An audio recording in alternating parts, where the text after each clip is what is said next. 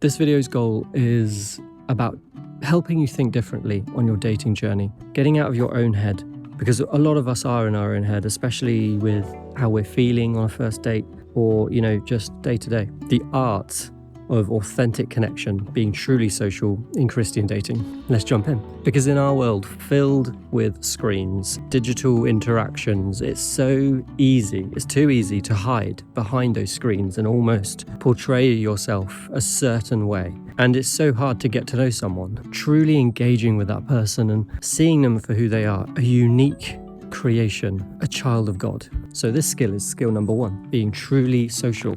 The art of authentic connection. And it has 2 components. The first one is mastering the art of paying attention. Paying attention isn't just about hearing someone's words, because a lot of us, unfortunately, we listen to someone and we are already thinking about what we are going to say in response. That is not truly listening. Truly listening is paying attention to their emotions as they're listening, the actual words that they are using, how that is making them feel, how they're feeling at the time or how they did feel, their body language. All of these things gives you clues, helps you discern exactly how they are feeling about whatever you're both talking about. So practically, how do you know that you are truly listening to someone? This is a funny question, I know, but there are little things that you can do to almost help the other person see that you are listening to them, and then they'll open up more.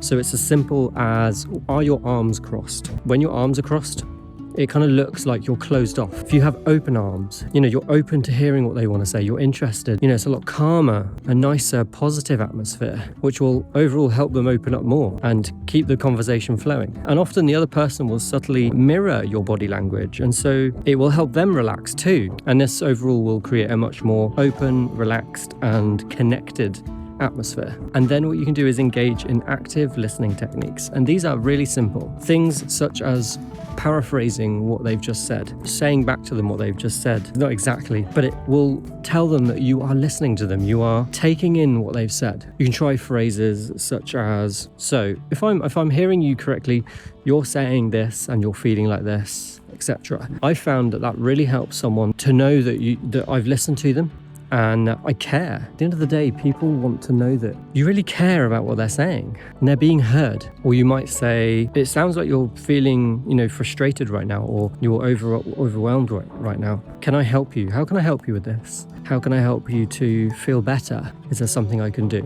This not only confirms that you are listening to them, it helps them to realize that they are being heard, really heard, not just that you're listening, but they are being heard. There's also empathy and validation. So things like, I hear in your voice, I can hear how frustrated you are, or I can hear how emotional that makes you feel. And, I get it, I understand. And I want to be clear, this is not just about saying the right thing. You need to mean these things. It's not just about, having some phrases in your pocket that you can suddenly say. This is about learning to be more empathetic, really caring for the other person that you're getting to know, and asking open-ended and clarifying questions, not just yes or no questions, because they don't really go anywhere, but questions that you can ask that help you get to know them more or help them to open up. Those types of questions will make them see that you care, you're thinking about them, and you want to know more and you want to get to know them. You're creating a space for authentic, deep, true connection with possibly the person that you spend the rest of your life with. This is beautiful stuff if you really think about it, and it's so important. And this goes hand in hand with paying attention. Empathy, I've just touched on it, is obviously a huge thing in any relationship, in life in general. You need to try and get out of your own head, your own worries, your own perspective even, and try and understand where the other person is coming from. Step into their shoes, think about what their life is like. It could be where they're living. It could be that they haven't been brought up in a Christian household, so their whole life perspective is completely different. The lens in which they see the world is different to yours, possibly. Getting to know someone's perspective and why they see things that way, what makes them tick, I feel is just an amazing thing to be able to do. It's rewarding for you and them. And ultimately, it's a beautiful way to serve someone else, because the more you understand them, the more you can help them. and vice versa as well. And this is not a performance, don't get me wrong, at all. This is not like a skill you want to get better at just to manipulate to people or anything like that. This is not a performance. This is about cultivating and growing authenticity, pure care and love for someone else, wanting to help that other person and seeing other people through the eyes of Christ. A powerful little tool here, almost like a mindset shift, is to, possibly you could do this if you're on a first date, even if you're just chatting on the phone. Get out of your own mind. So reshift your focus away from what you're feeling. So for example, we've all done it. I know I have. So first date, you meet up, you're chatting, pops into your mind, you're like, why did I just say that? They must think I'm boring or something, or oh my goodness, I must have sounded like weird when I just said that, or whatever it is, okay? Shift your focus from your own thoughts and think about how they might be feeling, because oftentimes they're going to be thinking the same thing.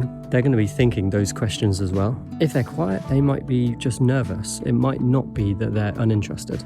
If they're talking a lot, perhaps they're trying to fill the space, or they're just naturally a very chatty person. Your job is to understand their internal world. This isn't just a mental trick. It's actually a core biblical principle that helps us all relate to each other so much more. And as Philippians 2, verse 3-4 encourages us, do nothing out of selfish ambition or vain conceit. Rather, in humility, value others above yourselves, not looking to your own interests, but each of you to the interests of the others. When you genuinely prioritize someone else's feelings, interests above your own, something magical happens. Genuine connection built on respect for each other and empathy for each other begins to blossom, and a truly wonderful relationship starts to grow.